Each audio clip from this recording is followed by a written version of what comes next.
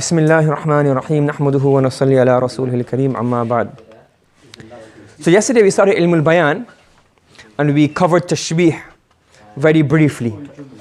Now today we're going to go into Majaz. So Tashbih was a simile. You have two separate elements, you're comparing them to each other. Okay? Now we're going on to a Majaz. Majaz is actually a step up from Tashbih, a step up from a simile. Okay? Let me give an example. This is what the definition they give in on Google. So a figure of speech in which a word or phrase is applied to an object or action to which it's not literally applicable. What does that mean? Look. What I was talking about yesterday. So this play is like a wall. This is a tashbih, which is called a simile. It's not metaphor, this is a simile. A tashbih. Shabba yushabbihu tashbihan, giving simile. So we're saying this player is like a wall. Right? Now, if you go on further, and we have two separate elements at the moment, player and wall. If we merge them together and remove player altogether and just have wall, and we refer to him as a wall.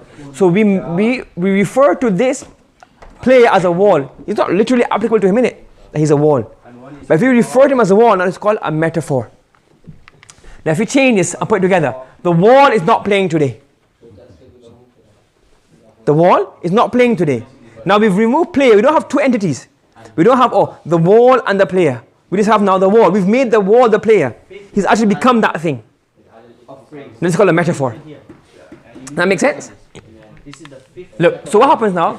You have a mushabbah and a mushabbah bihi in tashbih.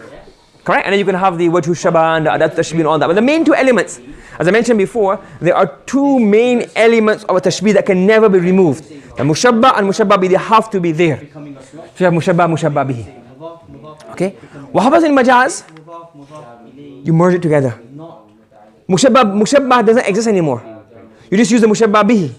So if you go back, for example here, player is like a wall. And I remove player and you just have wall.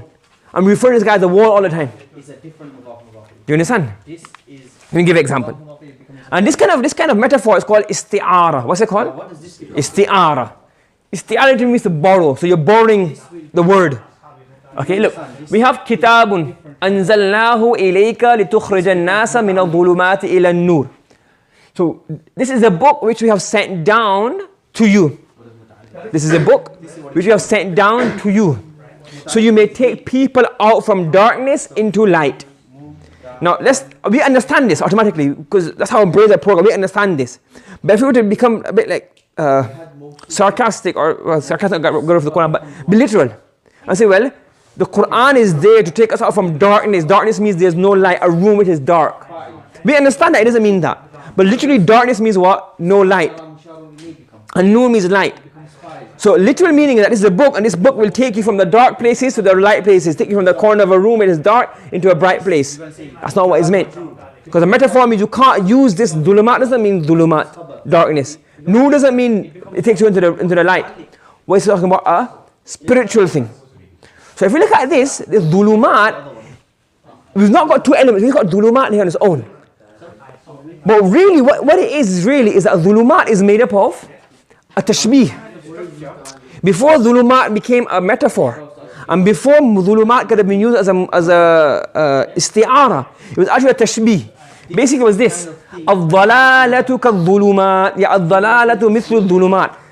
Dalala, misguidance and being on the wrong path is like darkness.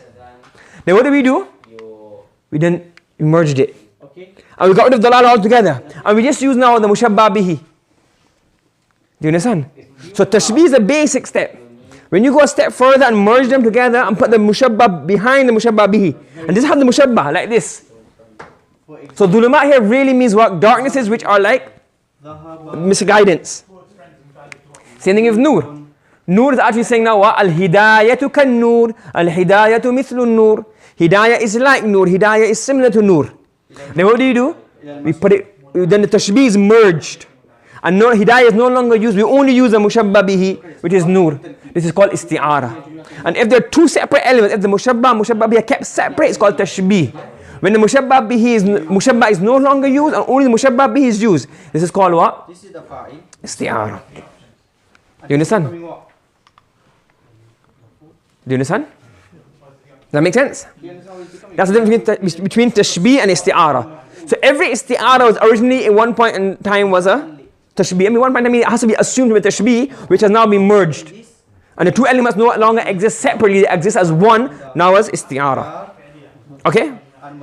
Now looking at isti'ara, there are three levels of isti'ara. One is this. Is that what do we do? We mention the mushabba bihi. Because obviously the isti'ara was originally what? A tashbih. So we mention the mushabba bihi of the tashbih. Like here. So dhulumat was originally what? Dalala. So ad-dalala ka-dhulumat, or you mention dhulumat. You mention the mushabba bihi. An-nur al-hidayatu kan-nur, or you mention an-nur. That's called musarraha. Sarraha yusarrihu tasrihan, to explicitly mention something. So in this example, we explicitly mentioned dhulumat and nur, which are mushabba bihi of their original tashbih. You following me? Right. Another is makniyah. It's even a step higher. What happens here? Allah says in the Quran, talking about qiyamah. وَإِذَا الْكَوَاكِبُ انْتَثَرَتْ. Now, intathara, dispersed. Obviously, English translation doesn't do justice to this because it's actually a metaphor. Intathara yantathiru means this. I'm not going to do it because it might just be. This, if I get this and I pop it, what's going to happen? It's going to pop and it automatically is scatter. That's what intathara means. You have it's like you have pearl, you have a necklace. A woman has a necklace. So you got pearls on those, or you got seeds on it. You pop it, and when it all starts to disperse, what's that called? Intathara yantathiru intithar. Yeah? That's intithar. So they're trying to disperse. So what does intithar? Kawkab does have intithar. What's intithar? What is intithar? What has the quality of intithar? Pearls, beads. So basically what's happened, if you look at this, you're basically saying that al-kawakib ka-jawahir. That the stars in the sky are like what? No, they're like pearls. And these pearls are what? In the orbit. So the imaginary orbit that they go around in are like what?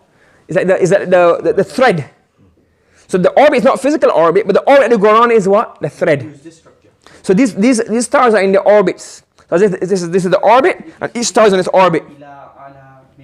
So we're saying what? Al-kawakib ka-jawahir. But kawakib is not mentioned. Jawahir is not mentioned. But what do we mention? Something that is part of jawahir, or is linked to jawahir, the lazim of jawahir, which is intithar. Do you understand? Yeah? So we have what? We have a mushabba and mushabba bihi. In musarraha is where you mention explicitly the mushabba bihi. When we merge it together, when we put it together, we're not mentioning jawahir. What are we mentioning? Something which is a lazim of jawahir. Okay? Let me give another example. A simple example. Let's say, for example, somebody runs really fast. Okay? Somebody what? Runs really fast. So we can say, for example, we start off from a tashbih. He is a Ferrari, or he is like a Ferrari. So you got he as one element, Ferrari as another element. Okay? Right? Now let's say they're running a race. What do we say? The Ferrari is coming. A Ferrari means what? That quick runner. Yeah? Yeah?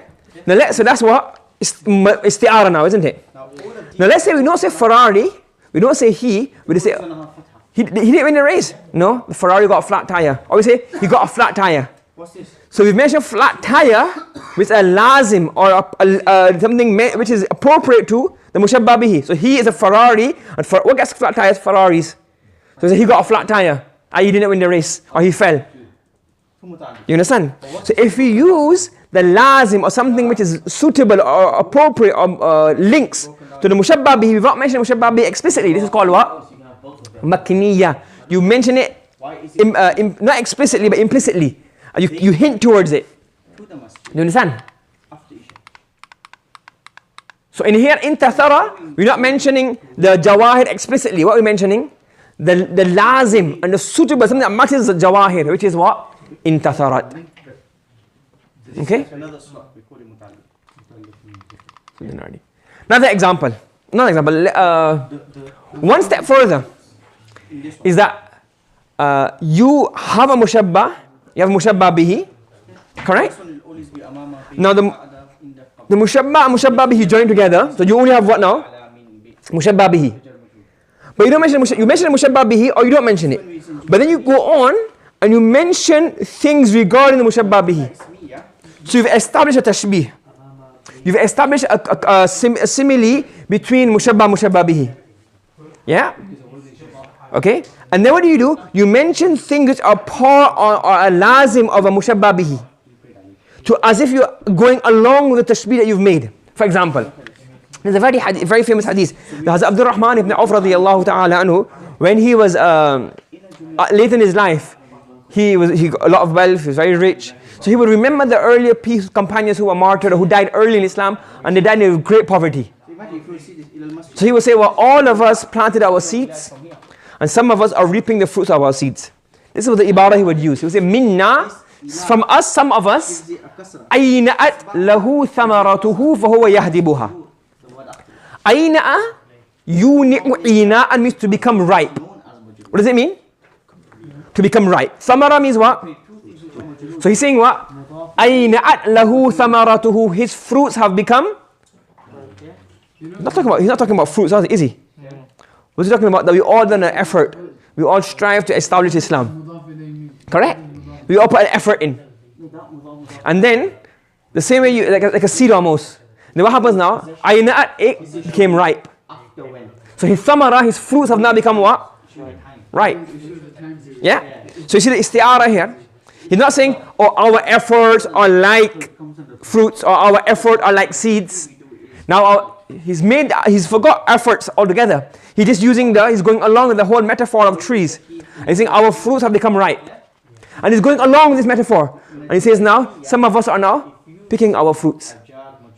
So not picking any fruits. He's saying that this futuhat and this ease that Allah has given us after difficulty, these are our fruits which we are picking. So what's happened is isti'ara. Do you understand isti'ara? He's mentioning mushabba. So he said, al-badr. Badr means seed. Okay? So he's saying our efforts, al-juhd. Our efforts are like seeds. Then you merge it together. We only have seed. But seeds mentioned here. What is he mentioned here? The lazim. Something that matches seeds. Which is what? Ina. Which means what? To be ripened. But then he also goes on and mentions something else that matches fruits. Which is what? Yahdibu is to what? Pick. Do you get what I'm saying?